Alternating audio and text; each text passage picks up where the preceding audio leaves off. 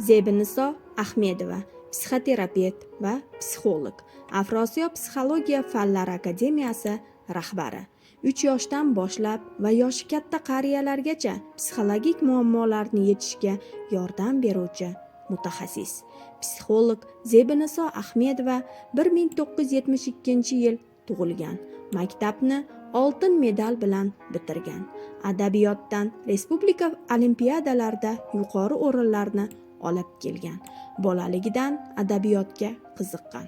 1989-yil Toshmiga imtiyoz bilan o'qishga kirgan.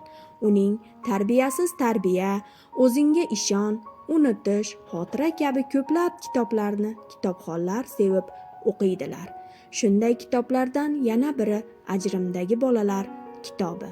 Hozirgi kunda dolzarb masalaga aylangan oiladagi ajrimlar haqida.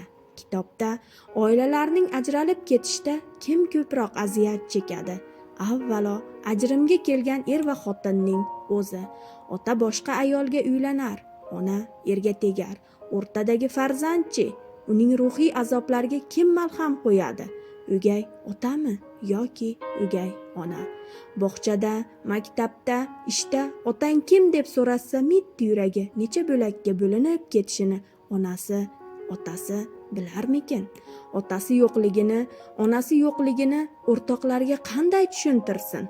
Bu savollar kattalarni qancha azobga qo'ysa, ajrimdagi bolalarni bundan ming chandon og'ir azoblarga soladi.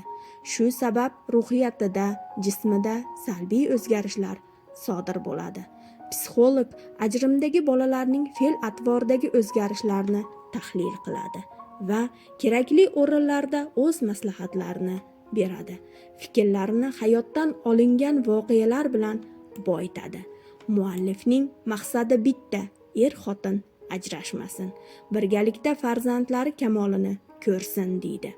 Ajrimdagi bolalar kitobini to'liq o'qishingizni tavsiya qilib qolamiz. Hech kimni oilasi buzilmasin, bolalar yetim qolmasin.